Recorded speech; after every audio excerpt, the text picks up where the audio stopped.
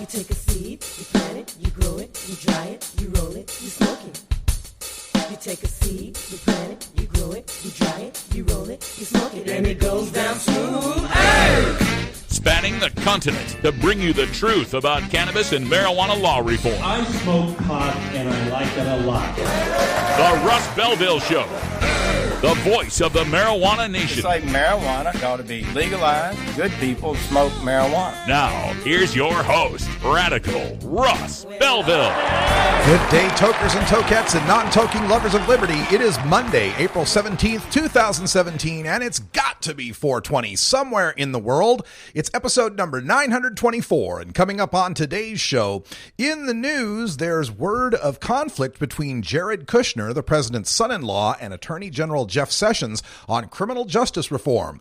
In our cannabis focus, Trump's pick for drug czar took $150,000 from Big Pharma and wrote legislation to protect them while voting against medical marijuana. In drug war data mining, Yahoo News has a comprehensive new poll called Weed and the American Family. And in our activist agenda, we replay speeches from me and other activists who spoke this weekend at the Boise Hempfest. You'll hear from Beverly Hills Cannabis Club's Cheryl Schumann, Portland Normal's Leland Berger, Southern Oregon Alternative Medicine's Lori Duckworth, POW 420's Adela Falk, and more. But first, let's get to the news. Covering the latest headlines in consumer cannabis, medical marijuana, and industrial hemp. Now your marijuana headlines in 4 minutes and 20 seconds. This is Cannabis News. This is your Cannabis Headline News for Monday, April 17th, 2017.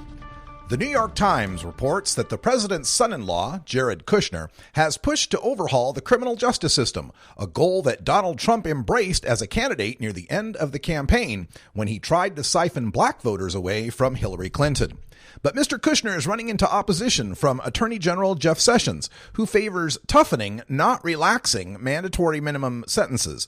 Meanwhile, the Department of Homeland Security Secretary John Kelly said Sunday on Meet the Press that marijuana, quote, is not a factor when it comes to the war on drugs, and that solving the nation's drug problem does not involve, quote, arresting a lot of users. Secretary Kelly cited meth, heroin, and cocaine as the bulk of the drug war, leading to 52,000 deaths in America last year. He said the solution is to lower demand in the United States.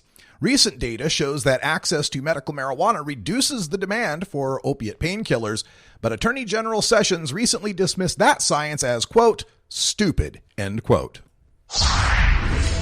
Wisconsin's Governor Scott Walker is set to sign into law a bill that would legalize possession of a marijuana extract used to treat seizures.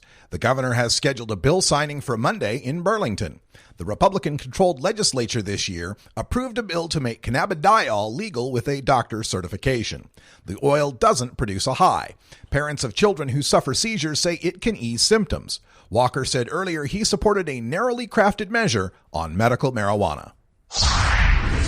Kentucky agriculture officials say they burned a fraction of the hemp crop being grown in the state for commercial purposes because it contained a higher level of a psychoactive compound than is legally allowed.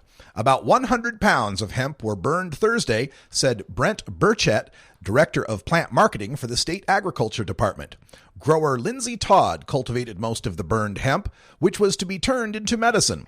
Todd said her product was not psychoactive and that the 0.3% THC limit is, quote, an unrealistic number, end quote. She was approved for up to 6 acres of hemp this year, but she said she won't raise that much. She said she'll probably grow no more than an acre and predicted that the state's handling of her crop will cause other growers to cut back on production. An ordinance will be voted on tonight in Atlanta, Georgia, to decriminalize personal marijuana possession. This proposed ordinance has the ability to make possession of marijuana under 1 ounce a non-arrestable offense and to lower the fine to a maximum ticket of $75. Under current Georgia law, marijuana possession is illegal, and the possession of any amount of marijuana can result in 180 days of jail time, a fine of up to $1,000, and not to mention a litany of collateral consequences that impacts one's employment, housing, family, and life opportunities. State lawmakers approved a bill Monday in Colorado that would allow counties to levy and collect sales tax on recreational marijuana, a move inspired by a standoff between Adams County and 3 of its cities that could wind up in the state Supreme Court. The measure, if signed into law by Governor John Hickenlooper, would allow counties to impose a pot tax in unincorporated areas without challenge, but would have to enter into an intergovernmental agreement with cities and towns to tax weed there. Adams County caught the wrath of Commerce City, North Glen, and Aurora in 2015, when the 3 cities challenged the county's decision to impose a 3% tariff on recreational pot sold throughout the county, regardless of whether municipalities had already instituted their own marijuana sales tax. The cities argued in their lawsuit that by layering an additional tax on a transaction, Adams County was putting their marijuana businesses at a competitive disadvantage to shops in nearby counties that didn't have to charge an additional levy.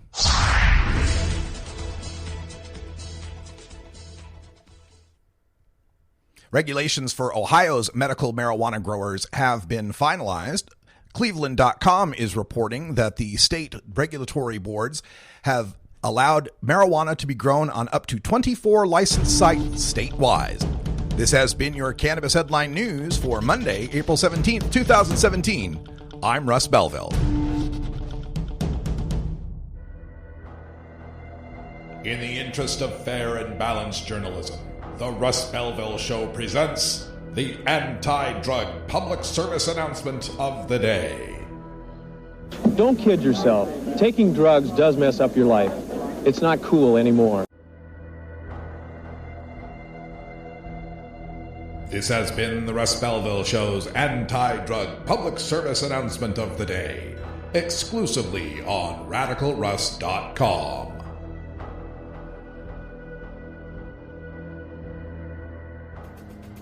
Get your tickets now for the Oregon Marijuana Business Conference, happening one day only in Eugene, Oregon on Friday, April 28th. You'll learn all about the latest OLCC regulations for adult use cannabis, including testing requirements, tech and branding, taxes and distribution, and the latest developments in medical marijuana regulations. OMBC features networking with Oregon's leading experts in marijuana, including State Senator Floyd Przansky. You'll also get to hear from author, actor, and punk rock icon Henry Rollins delivering the keynote address. Early bird pricing is available for conference-only and VIP passes, which get you access to the VIP networking events featuring Henry Rollins and other speakers. It's the 2017 Oregon Marijuana Business Conference. Tickets available now at OregonMBC.com. That's OregonMBC.com before April 14th to get your early bird pricing. OregonMBC.com. Marijuana is not addictive, but listening to the Russ Belville Show is. Warning. Hits taken on this show are larger than they appear. Do not try this at home. These people are professionals.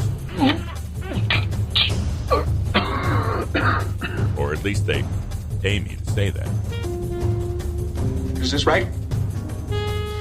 Just try not to drool quite so much on the end of it. A public service message from the Russ Belville Show. The world of cannabis is evolving at a frenetic pace. The Russ Belville Show gets behind the headlines to take a deeper look at breaking news in our Cannabis Focus. Today in the Cannabis Focus, we take a look at the opiate epidemic, which President Donald Trump has recently got his sights set on in building a opioid epidemic task force headed by Governor Chris Christie. But belying his seriousness about going after the opiate epidemic is his recent selection of Representative Tom Marino, expected to be named Director of Office of National Drug Control Policy, a.k.a. the nation's drug czar. Now, Marino would become the first congressman to become a drug czar in our nation's history, and the northeastern Pennsylvania district that he represents is one of many that have been ravaged by the opiate epidemic. International Business Times took a look at this guy, and what they found is that he has been pulling in money from the very same opiate manufacturers that President Trump supposedly wants to go after. He has received more than $150,000 in donations from the pharmaceutical industry throughout his political career, including $71,000 in the last election. This is according to maplight.org and opensecrets.org. And for Tom Marino of Pennsylvania, he received more money from the pharmaceutical industry than any other sector. So this is a congressman who has been bought and sold by the pharmaceutical industry. And as our nation is facing this opioid crisis, the source of this crisis is the mass production and mass marketing of these addictive opiates. Many physicians are fighting against the idea of Marino as drug czar, as evidenced by his being in the pocket of the pharmaceutical industry. Dr. Andrew Kolodny, the co-director of the opioid policy research at Brandeis University, also the co-founder of Physicians for Responsible Opioid Prescribing, told IBT, quote, "This is the opposite of draining the swamp. In the midst of a public health crisis, Trump is putting at the helm of the ONDCP someone who has worked for the opioid lobby against efforts to bring the epidemic under control." End quote. Now, throughout this opiate epidemic, it has been shown that it is the pharmaceutical companies who are to blame for this. In the medical marijuana alone, since 1996, there have been 10 and 20-fold increases in the amount of opiate painkillers that these companies have been allowed to produce by the DEA's Office of Diversion Control. And they have been misleading the public when they market these drugs to the people that end up getting addicted to them. Purdue Pharmaceuticals, for example, the creator of OxyContin, they pled guilty to misleading doctors about the drug's addictiveness and agreed to pay $600 million in fines in 2007. 3 executives from Purdue also agreed to pay $34.5 million in fines. According to Georgetown University's Dr. Adrienne Few-Berman, the director of Farmed Out, a group that advocates for responsible prescribing practices, quote, "This epidemic was created by pharmaceutical companies. That's not too strong to say," end quote.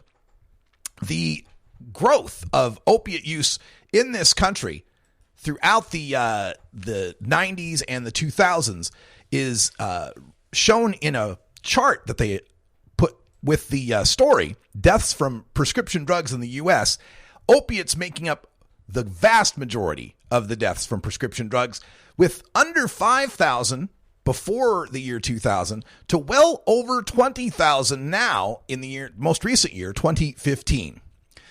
Cities and counties are also bringing lawsuits against drug distributors. The 3 largest distributors, McKesson Corporation, Cardinal Health, and AmerisourceBergen, together generated $430 billion worth of distribution in 2015. They account for 85% of the drug distribution market. They have agreed to pay $230 million in fines to the feds and to West Virginia, which has been ravaged by this opiate epidemic, due to their irresponsible marketing, irresponsible production of these opiates. The epidemic continues, and with Tom Price in charge, all 3 of these companies gave between $13,000 and $15,000 each to Representative Marino, who then wrote legislation that made it harder for the DEA to take the companies off the registry that allows them to distribute those controlled opiates. The companies, if they were dealt this penalty, they can incur a far greater financial hit than if they were just fined. And what happens with these pharmaceutical companies, they work those fines into their pricing. They work those fines into their cost-benefit analysis. They recognize, well, we can produce this drug and we can make X amount of profit from it. That'll be more than worth having to pay the $400 million fine by the time they finally figure out what we've been up to. There were 3 versions of this act that Marino introduced. It's called the Ensuring Patient Access and Effective Drug Enforcement Act. It finally passed the House through 2015. And the legislation was signed by Barack Obama, but the Deputy Administrator of the DEA, Joseph Ranazizi, had a talk with congressional staffers that said the sponsors were supporting criminals and that the bill would protect defendants, aka the pharmaceutical companies. And Marino told Ranazizi's boss the comments offended him and asked the Justice Department to investigate whether he had tried to intimidate other members of Congress. Then, of course, Ranazizi was eventually replaced by the DEA. Farmed Out's Few Berman told IBT, quote, Representative Marino has made it very clear he is on the side of opioid manufacturers. The bill he supported made it hard for the DEA to go after distributors and wholesalers of drugs. The DEA was having its hands tied even before Trump got into office, but this appointment will make things much worse, end quote. Now, Trump, of course, has convened this President's Commission on Combating Drug Addiction and the Opioid Crisis. It's led by New Jersey Governor Chris Christie, and he's, of course, fighting the opioid epidemic in New Jersey as well. But, of course, New Jersey is home to 14 of the world's 20 largest pharmaceutical companies. So we'll see how much he wants to put the strong arm on the pharmaceutical manufacturers as well. Marino has not, however, been friendly to the marijuana industry. Marino voted against allowing VA doctors to prescribe medical marijuana to veterans in states where medical marijuana is legal. Tom Price also voted against lowering obstacles to the production of hemp. The guy votes against hemp, for God's sake. He even voted against legislation that would have prevented the Justice Department from going after medical marijuana businesses that are legal under state law. He aligns well with Attorney General Jeff Sessions, who, of course, has often said that marijuana is only slightly less awful than heroin, and he wants to go back to the Just Say No war on drugs policies of the 1980s. The head of FDA that Trump has nominated, Dr. Scott Gottlieb, he's advocated for deregulation in the medical industry and received over $400,000 from pharmaceutical and medical device companies between 2013 and 2015. Finally, last bit on Tom Price, Representative Price from Pennsylvania. He also has a background in law enforcement. He was a former federal prosecutor before becoming a congressman. He had to resign in 2007 when it was revealed that a casino owner in Pennsylvania put his name down as a reference for a gaming application at the same time Marino's office was investigating the guy for ties to organized crime. After his resignation, Marino went to work as the in-house counsel for that same man's businesses. And then in 2010, during his first run for Congress, the Morning Call in Allentown reported that Marino's resignation came as he was being investigated by the Justice Department for his ties to that gamer in Pennsylvania. The investigation was closed when Marino resigned. He won his last election by 9 percentage points over the Democratic incumbent, and then that margin grew to 40 points during the last election. Now, if Tom Price is elevated to head of ONDCP, that means that his congressional seat will be vacant. There will have to be a special election. The county where his district is seated, Lyncoming County, Donald Trump won 69-25 over Hillary Clinton. So it is likely the congressman that would replace him would also be a Republican. That county, by the way, also saw an 80% increase in drug overdose deaths between 2014 and 2015. Tom Price is a disaster as being head of the Office of National Drug Control Policy, yet another drug czar who believes the only bad drugs out there are the ones that corporations don't make. As far as the corporate drug pushers, it looks like Tom Price is their best friend. He helped them in the Congress to be safe from prosecution, to be more protected from the DEA going after them for their irresponsible and dangerous mass marketing of these addictive opiate painkillers. Once again, we just get another friend to Big Pharma and another enemy to medical marijuana. This just fits right in with the zeitgeist we see lately of Insys Therapeutics, the pharmaceutical company in Arizona that makes the opioid painkiller fentanyl, who donated $500,000 to defeat marijuana legalization in Arizona. Big Pharma recognizes that medical marijuana is a death knell for their profit margins. And they're going to do everything they can to keep whole plant out of our hands until they can get the FDA trials completed for their versions of cannabinoid pharmaceuticals. If you want to fight for medical marijuana, if you want patients to be able to grow their own and have access to whole plant medicine, you're going to have to join us and start fighting for legalization. Won't somebody please think of the children?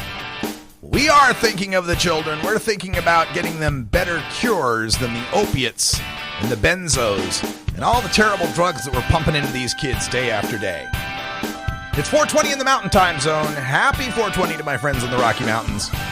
We'll be back with our drug war data mining, a new poll from Yahoo News on weed and the American family.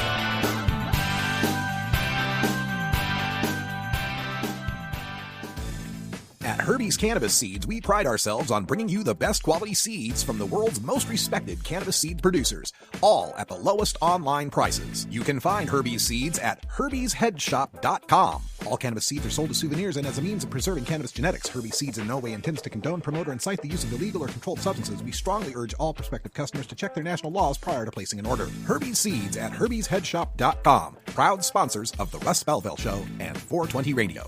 You can find Radical Russ online everywhere. Gmail, Facebook, Twitter, Instagram, Pinterest, YouTube, SoundCloud, Snapchat, LinkedIn, and Boise State University's 2400 baud modem bulletin board system from 1985.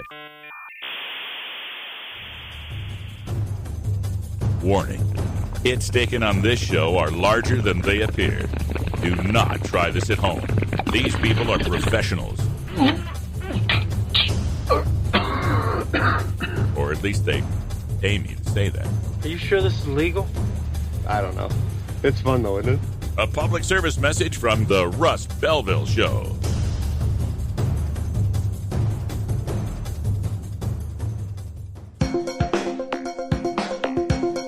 Promoting the end of adult cannabis prohibition is easy because we have facts, science, reason, compassion, evidence, truth, and logic on our side. It's even easier when researchers catalog it all for us. Learn how to gather the facts on marijuana use, arrests, seizures, rehabs, drug tests, and more on this edition of Drug War Data Mining. Today in Drug War Data Mining, we take a look at a poll from Yahoo News and Marist University entitled Weed and the American Family. Got some very interesting questions on this. Let's get right to it. The first question asks, regardless of whether or not you have children, thinking as a parent, which one of the following would you most worry about your child doing? And out of all the adults they surveyed, 24% were worried if their kids would smoke cigarettes, 21% worried if their kids would use marijuana, 21% worried if their kids drank alcohol. But these figures change quite a bit depending on whether or not the parent has tried or used marijuana themselves. In the case of the parents who have tried marijuana, 30% were worried about cigarette smoking compared to 11% for marijuana, 23% for alcohol. And for parents that use marijuana, 38% worried about smoking cigarettes, 5% about marijuana, 23% about alcohol.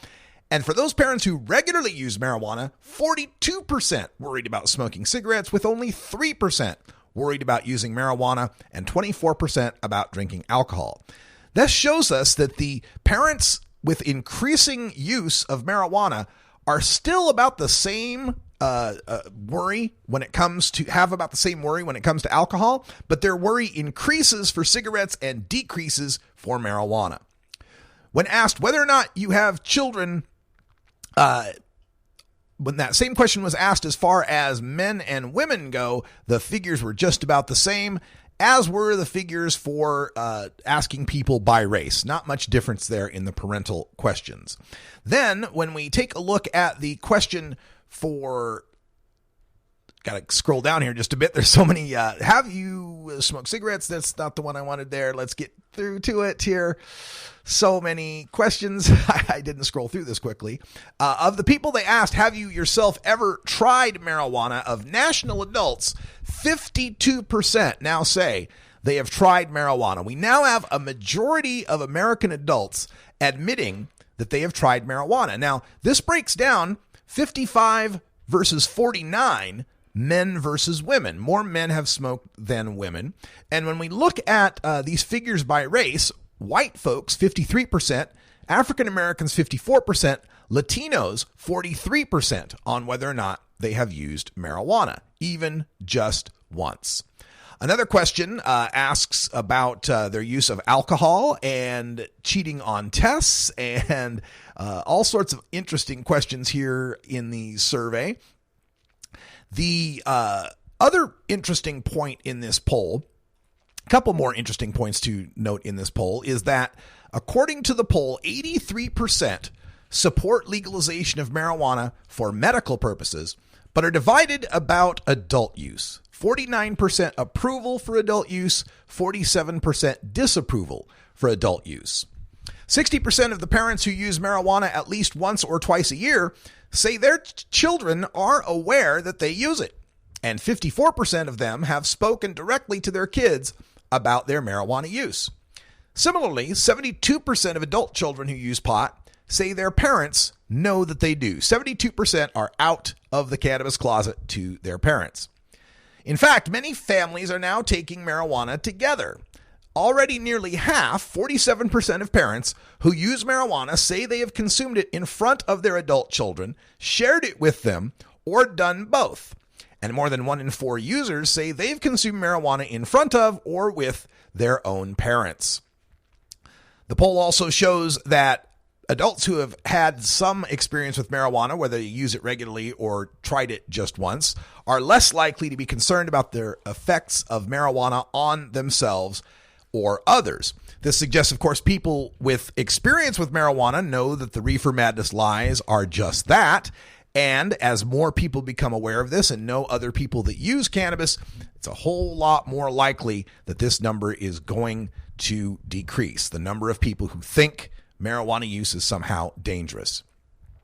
Now, the concern of the parents here as to whether or not their kids smoke pot, they find that it's at the bottom of the list of concerns, even below whether or not their kids get involved with sex or cheating on a test. Marijuana use is of less concern to parents who smoke pot than cheating on a test is to those same parents. This shows us that this Yahoo News Marist poll is showing us that we are continuing to win the hearts and minds of the American people. That the American people, by and large, unless they're over the age of 60 or they're Republican, support the legalization of marijuana. And we're now way into supermajority territory, 80 to 90% support for the medical use of cannabis as recommended by a physician. So the people continue to be far ahead of the politicians on this issue. And in the states where local and statewide initiatives are possible, it is just about guaranteed that any positive reform is likely to pass. The question is whether or not the people in those states can raise the money and raise the signatures necessary to get those things on the ballot. Once they're on the ballot, they are going to pass. When it comes to the states that do not have the initiative procedure, it is seeming to me that the legislatures are in a run out the clock mode, that they are trying to delay and obstruct any changes to their marijuana laws that would prevent big pharma, would prevent the big corporations from being able to dominate this market and be able to control as much of the distribution of the plant as possible. I've said it before, I'll say it again, the fight for whole plant access is now the fight for adult use legalization. Medical marijuana leads straight to the bottom line at GW Pharmaceuticals. You keep fighting only for medical marijuana, and your marijuana is going to become only medical. We got to take a break, and when we come back in our activist agenda, we've got highlights from this weekend's Boise Hempfest. Lori Duckworth's speech coming up first, and then my speech at the Boise Hempfest in the Radical Rant. Stay tuned. We're back right after this.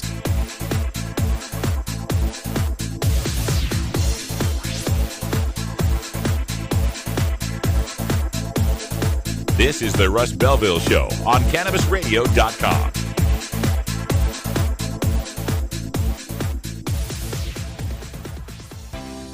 Looking for the 420 friendliest way to visit beautiful legal Potland, Oregon? I'm Lori Duckworth, inviting you to come stay with us at Delta 9 House and Studios. You get your own private room with queen bed and access to our high-speed Wi-Fi, premium entertainment system, and more. We'll even cook you breakfast. Look us up on Facebook at Delta 9 House. That's facebook.com/Delta9House.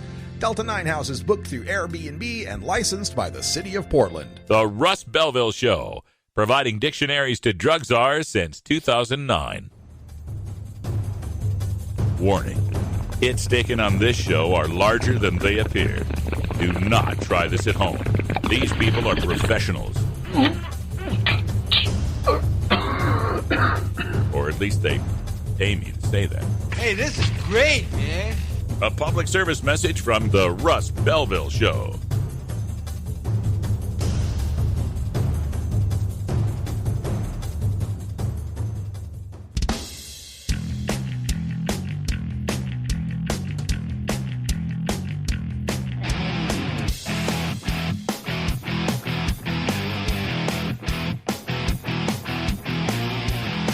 Activism begins with ACT.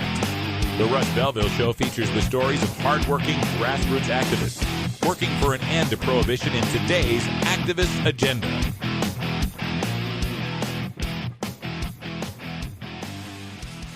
Another activist that got basically drafted into being an activist by having her medical place raided. Lori Duckworth has come here from Oregon just to tell you about her struggle and what she's been doing and what she thinks should be done. Lori Duckworth.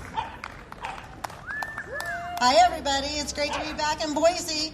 This is my third year speaking here in Idaho, second year in Boise. Welcome to Boise Hempfest. You know, I'm really proud of being part of the Idaho family here. I have some really great friends here. My good friend Russ Belville, this is his home. Bill Espenson lives here. You all know Bill. He's been a leader here in Idaho for quite a while. He was rated at the 45th parallel in Ontario.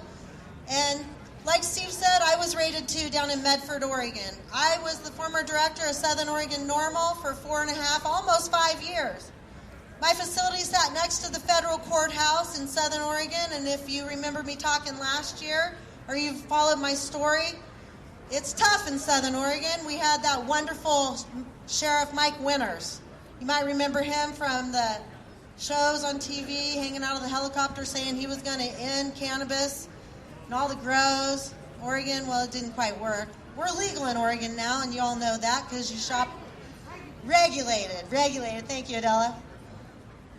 Because you shop over in Huntington. Came through Huntington yesterday, quite a sight to see. 2 dispensaries.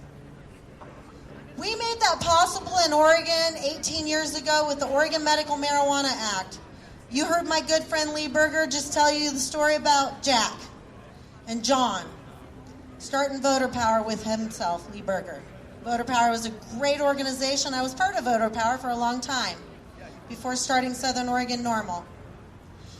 That's how you start it, people. You start talking to each other. You start talking to your legislators. You vote out the assholes that don't think like you and don't represent you. You put people in office that do. You put yourselves in office. You don't have to be the prettiest or the ugliest. You just have to do it. You have to dress appropriately and break that stigma. That's for sure. Now, I'm not saying anything against tie-dye because Lee Berger wears a tie-dye tie to almost everything he goes to, including court appearances as an attorney. He was my husband's attorney after we were raided. We beat 29 felonies for myself and 28 felonies for my husband. They made up the charge so we could take a plea bargain to get rid of those felonies, and we were only charged with 1 felony.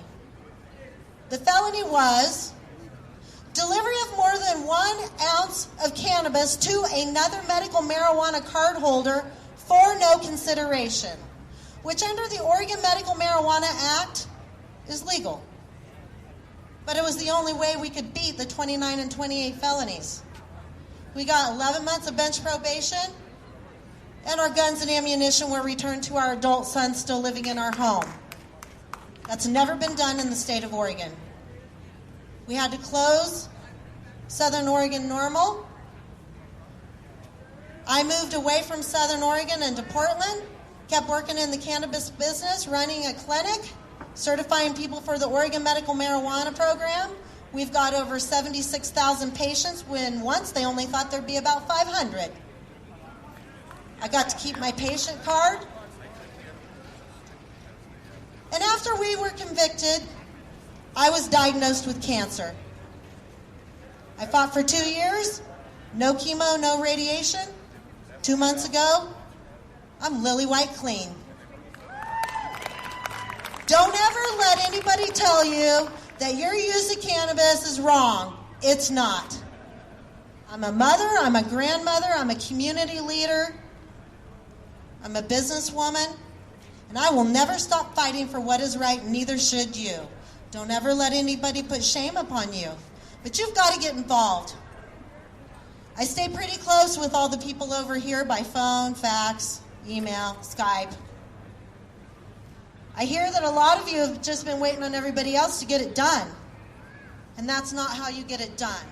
I understand you're afraid. I didn't like sitting in jail for 8 days. I'd never been in trouble at all except a speeding ticket or two.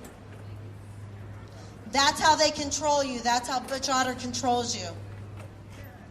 You can't be afraid. You've got to get out there. Talk to each other. Talk to people at church. Did you know that even God-fearing people use cannabis? What if God smoked cannabis? Get signed up back there with the green majority, like Dana said. You're going to hear a lot of speakers today talk. I'm going to talk later about some other stuff. This will probably be about the only time I talk about what happened to me because I've moved past it. Everybody has to look forward to the future, but you can't forget the mistakes of the past. Look to Oregon. Look to Washington. Decriminalization is about the best way to go. That means equal rights for everybody. If you guys have any questions, you'll see us all walking around here today. All of us. You probably recognize our faces. Stop us, talk to us. We want to share our stories. Thanks, everybody, for coming out today. It's a beautiful day. That's Lori Duckworth speaking at the Boise Hempfest this Saturday. It was a great event, folks. They tripled their output from last year, tripled their attendance, I should say, from last year. But as the chat room noted, there's no 420 at the Boise Hempfest. There's no smoking, not even of tobacco in that park, much less cannabis. So we like to call it our little tolerance break. We got more highlights coming up here in this hour and next hour. Coming up next in the Radical Rant, my speech at the Boise Hempfest, excoriating Governor Butch Otter.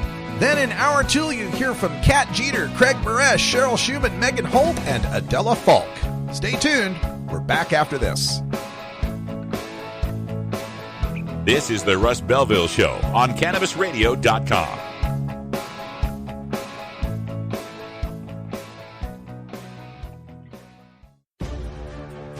Coming on Monday, May 1st, 2017, a new daily podcast dedicated to the expanding world of medical cannabis, adult marijuana, industrial hemp, and spiritual ganja, featuring leaders and experts from the worlds of activism, business, research, and entertainment.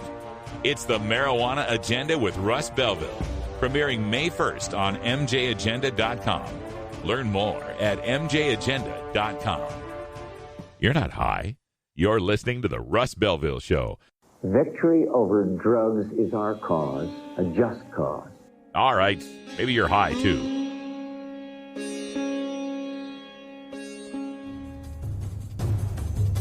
Warning. Hits taken on this show are larger than they appear. Do not try this at home. These people are professionals. Or at least they aim you to say that. Illegal! A public service message from the Russ Belville Show.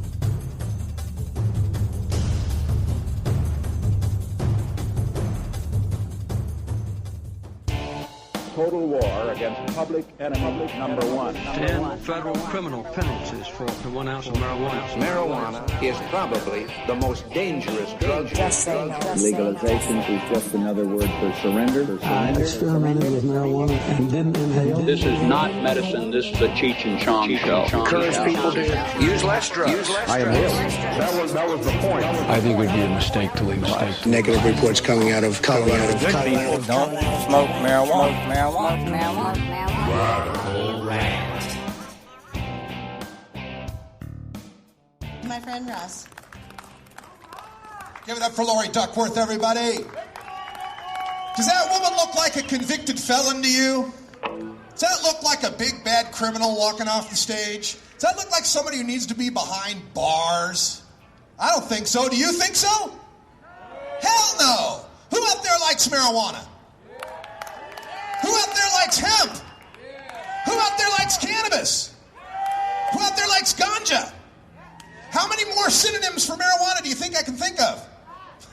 My name is Russ Belville. I am a writer for High Times and for Weed News and for Green State and for the San Francisco Chronicle, and I host a live daily talk radio program called The Marijuana Agenda with Russ Belville. I've just logged my 1900th episode. I've done 300,000 air miles flying around this country in the last 5 years. I've spoken in 60 cities in 3 different countries. So much for the amotivational syndrome. I'm a motivated man, and that's because I grew up here in Idaho. I'm Nampa High School, class of 85. Go Bulldogs. Boise State, class of 89. Go Big Blue. My friends and my family still live here. But I don't get to visit as often as I'd like because every time I come back into this state, I'm a criminal. In fact, I'm a criminal right now. You may not realize it, but right now, on this stage, I'm committing a Class B misdemeanor. No, it's not because I'm not in possession. I wouldn't bring weed to Idaho. I have friends here. They've got plenty of weed. I don't bring weed to Idaho. No, I'm a felon, or I'm committing a misdemeanor right now because under Idaho law, Idaho's one of 4 states where it is illegal to be under the influence of a controlled substance in public. 6 months, $1,000 fine if they catch you with that. Now, what do they mean by under the influence? Because obviously I'm not high, right? I'm speaking pretty well. I'm getting along pretty well. I dressed up nice. So what do they mean by under the influence? Well, according to Quest Diagnostics, which is the nation's largest drug testing firm for workplaces, they say active THC, not the metabolites, the active THC molecule that causes impairment is detectable in one's blood or hair for up to 30 days if you're a chronic consumer. Now, I am a chronic consumer. I don't smoke pot every day. I smoke pot about every 4 hours.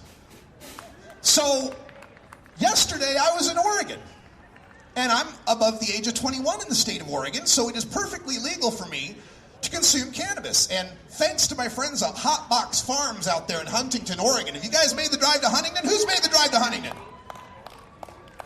Oregon's tax base thanks you. I bet Idaho would like some of that tax money. Wouldn't that be nice to keep some of that money here? Wouldn't it be nice not to have to make that 70-mile drive back and forth? Wouldn't it be nice not to have to worry about Idaho State Police profiling you on your way back? Wouldn't that be nice? But yeah, I'm committing a crime right now. I'm surprised cops aren't here arresting me right this moment because I am under the influence of THC. It's in my system. This is a misdemeanor right now. In fact, this is a misdemeanor that if they catch me 3 times in 5 years, it's worthy of 120 days in jail, mandatory minimum. 4 months in jail, mandatory minimum, if 3 times in 5 years I'm high in public. Well, guess what? I've been to this Hempfest the past 3 years. So not only am I committing a misdemeanor, I'm subject to 120 days in jail, mandatory minimum, with a 1-year maximum. Wow. So I got to thinking, man, that's a hell of a crime. 6 months, $1,000 fine, 6 months, $1,000 fine, lifetime criminal record, 6 months, $1,000 fine. Why aren't they arresting me? Where's the cops? It's a terrible crime. In fact, did you know, under Idaho law, the punishment for being high in public is equal to the punishment for first time driving under the influence. That's right. The crime I'm committing right now in Idaho is punishable by the same penalty as if someone gets drunk, gets above .08, gets pulled over by a cop, fails a breathalyzer. Same punishment. Does that sound right to you? Hell no. Hell no.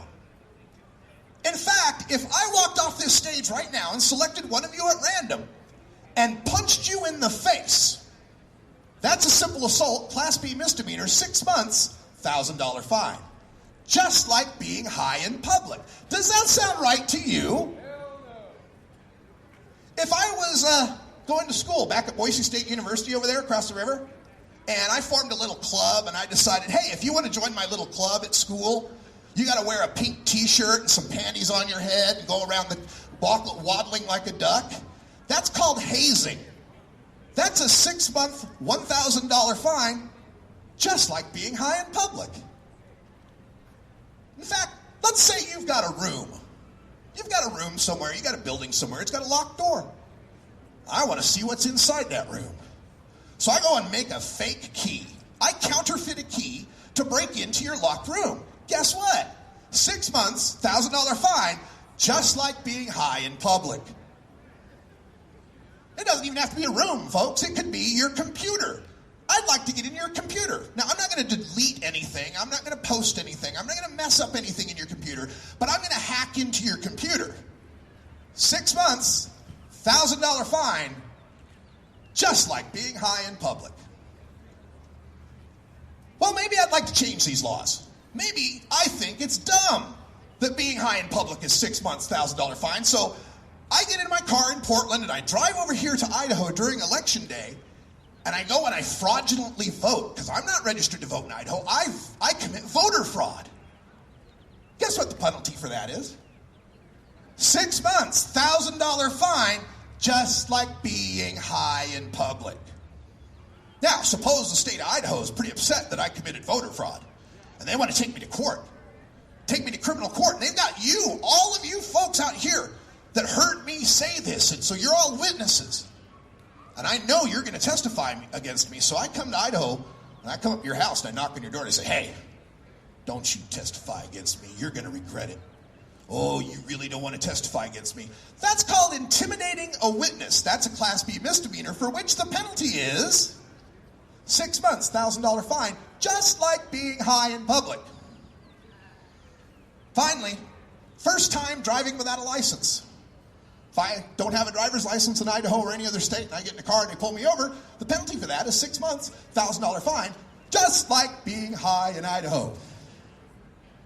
Does anybody think this makes any sense whatsoever? Hell no. Hell no. So we've got to change this, because the only way we can possibly change this in Idaho is to have to use the initiative process. Are y'all familiar with your governor, Butch Otter? The evil gay sea mammal? So, a couple of speakers earlier talked about how Idaho in the Senate in 2013 passed a resolution that said, marijuana shall never, ever, no way, no how, for nobody, under no circumstances, be legal, ever, ever, never. Now, we turned to them and said, hey, you guys know it's illegal now, right? We're like, yeah, but damn it, it's never going to be legal. 2 years later, after Utah and 14 other states passed CBD oil bills, you've seen this, right? The little epileptic kids. Little kids have seizures. They can take a CBD oil that cures their seizures. I know a little girl in Texas who's gone 600 days seizure-free because of CBD oil. So finally, even the Idaho legislature went, oh man, we can't have these little sick kids, getting on the TV news and making us look heartless. So the Idaho legislature finally came around and passed a CBD bill. And Governor Butch Otter vetoed it. Governor Butch Otter is the only governor in the United States who has vetoed a CBD oil bill. I got a copy of Governor Otter's veto statement. The reason why we can't give non-psychoactive CBD oil to epileptic kids to cure their seizures is because, quote, CBD has the potential to exacerbate health problems and decrease public safety. Decrease public safety? Little kids curing their epilepsy decreases public safety? Here's why I don't believe Governor Butch Otter. Because I pay attention to Idaho politics, and I saw that Governor Butch Otter this year signed a law that allows people in their cars on the freeway to pass other cars at up to 15 miles an hour faster than the speed limit if the car they're passing is going slower than the speed limit. So I did some math. That means on that stretch of freeway coming back from Huntington, Oregon, where it hits 80 miles an hour, you could pass someone at 94 miles an hour and it wouldn't be a crime. And the speeding laws are based on from that 15 over, right? So you'd have to be going 95 to 109 to getting a speeding ticket. You'd have to go 110 before that reckless driving kicks in. But we can't give CBD oil to little epileptic kids because we're worried about public safety. Meanwhile, go ride your Harley without a helmet at 95 miles an hour out by Marsing. That's fine. We're cool with that. We can't give CBD oil to little kids, but this year, Governor Otter signed a law that allows adults to concealed carry firearms anywhere but a school or prison with no permit or no training. Now, I'm fine with that, whatever. I'm not here for the gun debate. I'm just saying, if you're worried about public health and safety, and you think CBD oil is something to worry about more than people permitless concealed carry, you're off your rocker, Butch Otter. I don't understand how in Idaho, medical marijuana, an oncologist with dozens of years of medical training and 6 figures in student loan debt can't recommend medical marijuana to a suffering cancer patient, but under state law, an untrained, unregulated 19-year-old can serve alcohol in a bar. Alcohol kills people. Marijuana does not. Oncologists have training. Bartenders do not. What is going on in this state? For some reason, it's illegal for me to smoke a joint. That would be bad. That would be unhealthy. That would be against public safety. But if I want to go down to Twin Falls and strap a rubber band on my leg and jump off the bridge that Evel Knievel tried to clear that canyon, 486 foot drop to the river, no permit required. Go right ahead. Strap a rubber band on your legs. Jump off a bridge. But don't smoke a joint before you do it. For some reason in this state, we can't treat little kids with CBD oil. But I can drive about 30 miles down the freeway and go to a fireworks shop that literally has red and blue floors. On the blue side of the floor is all the stuff you're legally allowed to buy and use in Idaho. On the red side of the floor is all the stuff you're allowed to buy in Idaho, but it's illegal to use it in Idaho. Wink. Some reason that's not a fear, but the kids on the CBD oil, that's a big problem. It's weird what states are afraid of, isn't it? We're not afraid of the guns. We're not afraid of the explosives. We're not afraid of the alcohol. We're not afraid of the high-speed motorists. But we're afraid of the CBD oil for little kids with epilepsy. And you know what else is illegal in Idaho? I was just looking up some Idaho laws. You know what else is illegal? Fornication. If 2 unmarried people commit sexual acts with one another, that's still illegal under Idaho law. Adultery is illegal under Idaho law. If 2 people that aren't married are doing it, that's also another charge. And infamous crimes against nature, otherwise known as doing it in creative ways. Let's say for the family crowd. Those are all still illegal in Idaho. Now, they're unconstitutional under federal law, and they'd be thrown in a court, but they're still on the books. That's how messed up the legislature and the governor of this state are. Your governor is so cruel that you had a bill this year to repeal the sales tax on groceries. So poor people trying to feed their kids could maybe get $6, $10, $12 off their grocery bill. He said, oh, it's not worth it. There's not enough savings there. This is a guy, do y'all know what asset forfeiture is? Yep. Civil asset forfeiture is when the cops say, oh, you're a criminal, we're going to take your stuff. And they do. But here's the thing, they don't have to actually charge you with a crime. They don't even have to prove you committed a crime. They can just say, oh, well, we found weed in your vehicle, and so we're going to take your vehicle. There was a case in Twin Falls. I don't know why this keeps happening in Twin Falls, but a case in Twin Falls where a couple got a situation where the cops found a baggie of marijuana and a pipe, like a personal use amount, but they also found $12,000 in cash in the house. So obviously, these people must be drug dealers, and we're going to seize their money. This happens all the time across the United States. In fact, last year was the first year in United States history where the cops stole more property and money than the robbers did. At the federal level, civil asset forfeiture outweighed all the robbery and burglary totals in America. The cops are stealing more than the burglars are. And this is going on in Idaho, which the Institute of Justice has rated a D- for its asset forfeiture. Even the Idaho legislature said, you know what? This is kind of messed up. Because, Idaho Republicans are kind of libertarian. They're like, well, we ought to states' rights. We ought to take care of ourselves. The federal government ought to back out. So the Idaho legislature passed a bill, said, hey, here's an idea. You have to get a conviction before you can steal people's stuff. And it passed with overwhelming support. And guess what? Governor Butch Otter, the evil gay sea mammal, vetoed it.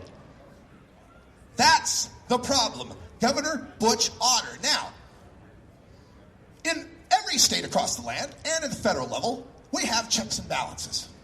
We have a system where the legislature passes laws, the governor signs or vetoes them, and then the legislature can override that veto. In most of these states, it requires a 2/3 majority to override a governor's veto. Now, the CBD oil bill for the little epileptic kids passed overwhelmingly, way more than a 2/3 majority. The grocery tax repeal passed with a way overwhelming majority. The asset forfeiture bill passed with a way overwhelming majority. So why isn't the Idaho legislature overturning Butch Otter's vetoes? Because I learned something else about Idaho.